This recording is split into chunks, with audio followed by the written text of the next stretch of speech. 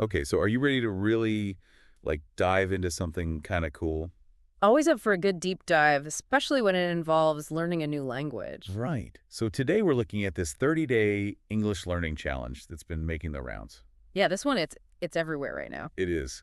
And you know, I was a little hesitant at first. 30 days it just felt, Yeah, sounds a little too good to be true. yeah, a little gimmicky maybe, but then we started looking into the materials they're using and There's actually a lot of really solid research-backed stuff in there. exactly, like they're not just throwing out random tips, they're actually It's like they actually understand how people learn languages. it's pretty impressive. So we wanted to kind of break it down for everyone listening. Yeah, give you like a cheat sheet to this whole 30-day challenge. Exactly. So you can decide if it's something you actually want to try. Right, because 30 days is a commitment.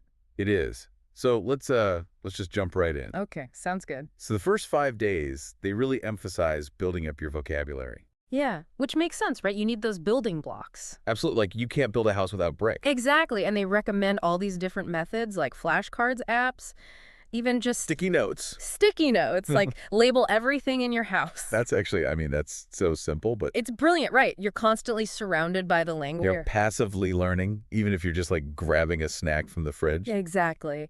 And it really taps into this idea of active recall, which is Yeah, will you explain that a little bit? so it's basically forcing your brain to retrieve information from memory, which actually strengthens, Connections. yeah, the neural pathways. It's like weightlifting for your brain. The more you use a word, the more you remember it. Exactly. And flashcards are great for that because you're constantly testing yourself. I actually used to use flashcards when I was learning Spanish. Oh, yeah.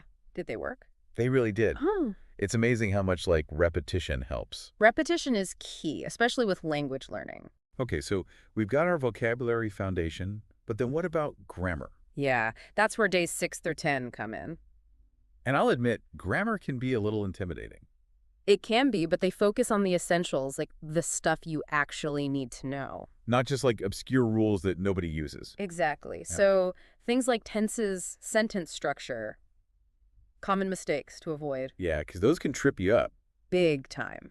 But they break it down into really digestible chunks. So you're not just memorizing a bunch of rules, You're actually understanding how grammar works. which is so much more valuable in the long run. Absolutely, because grammar gives you the framework to express yourself clearly. So you can actually like communicate your thoughts and ideas. Precisely. Okay, so we've got the vocabulary, we've got the grammar, what comes next? So days 11 through 15 are all about listening comprehension.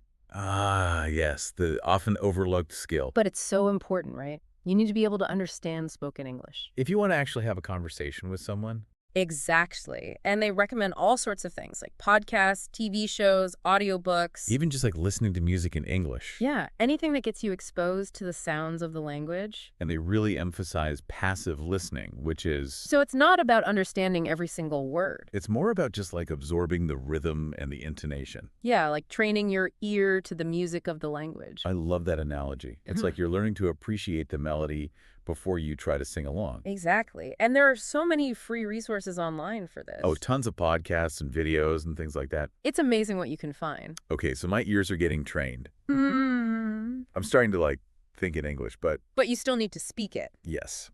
How does this challenge handle that hurdle? Well, that's where days 16 through 20 come in. They're all about speaking practice. Okay, finally. They encourage you to find a language partner, record yourself speaking, try using a language exchange app. So there are a lot of different options. Yeah, the key is to just find something that works for you. And just start talking. Even if it feels awkward at first. Yeah, everyone's a beginner at some point. Exactly. And the more you practice, the more confident you'll become.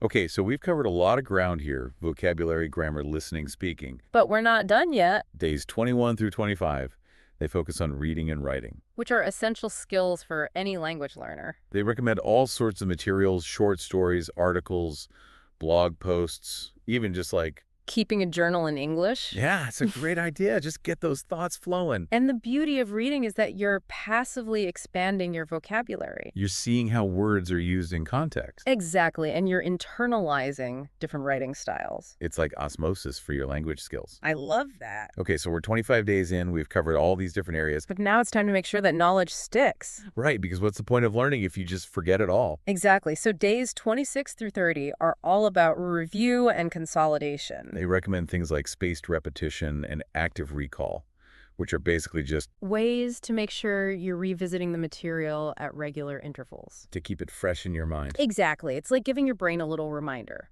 So you don't lose all that hard work. Exactly. And these techniques, they've been shown to be really effective for long-term retention. It's science. It is. Okay, so 30 days, a lot packed in there, but is there like a reason they chose 30 days specifically?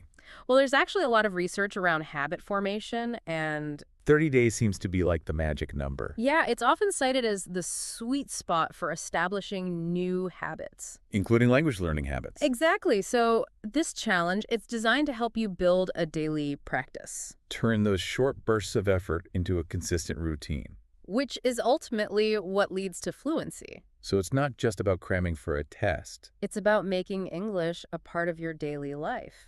I'm starting to think I might actually try this challenge myself. You should. It's a lot less intimidating now that we've broken it all down. Right. It's actually pretty manageable, 20 to 30 minutes a day, that's totally doable. even on busy days. Exactly. So what do you say, listeners? Are you up for the challenge? We've given you the roadmap, the tools, the motivation. Now it's up to you to take that first step. What will you do today to start your English learning journey? Will you download a language learning app? Will you find a conversation partner online? Will you dust off that English novel you've been meaning to read? The possibilities are endless. And remember, the journey to fluency, it's a marathon, not a sprint. Embrace the challenges, celebrate your progress, and most importantly, don't be afraid to make mistakes. Because those mistakes, they're often the most valuable learning opportunities. So go out there and have fun with it. Enjoy the journey. And who knows, maybe we'll check in with you in 30 days to see how you're doing. We'd love to hear about your progress. So until then, happy learning, everyone. Happy learning.